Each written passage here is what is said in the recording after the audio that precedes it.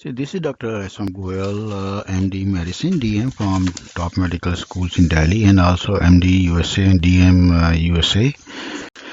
इस वीडियो में मैं आपको हार्ट के फंक्शन के बारे में बताऊंगा। चलिए हम जब भी डॉक्टर बात करते हैं ना कि भाई हार्ट की हेल्थ के बारे में, तो एक टर्म हम यूज़ करते हैं इजेक्शन फ्रैक्शन।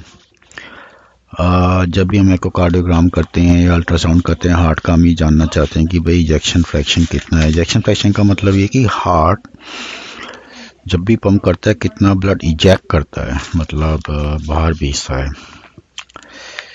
तो हमारा जब हार्ट मतलब मस्कुलर होता है, 4 चैम्बर होते हैं जिसमें से एक लेफ्ट साइड का वेंट्रिकुलर चैम्बर सबसे ज़्यादा स्ट्रांग होता है, तो वो सब सारा ब्लड पुश करता है पूरी बॉडी में। तो यूजली हार्ट जो ना बिल्कुल खाली नहीं होता जब वो पुश करता है ब्लड, तो 50 to 70% ऑफ द ब्लड जो है वो पुश करता है, जिसको हम इजेक्शन फ्रैक्शन बोलते हैं। तो यही हमारा थोड़ा सा नॉर्मल भी होता है, अबाउट 60%, 70%, 50% तक मतलब ठीक रहता है। लेकिन ऐसे ही हम हार्ट फेलियर के बारे में भी पता करते हैं।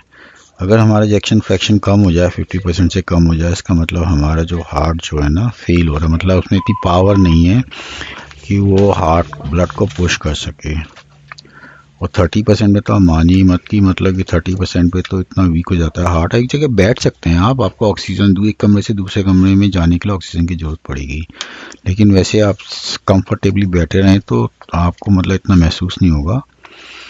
लेकिन उठ के जाने में मतलब हार्ट को काम तो ज़्यादा करना पड़ता है, तो वो आप बिना ऑक्सीजन के नहीं कर पाएंगे एक कमरे से दूसरे कमरे में।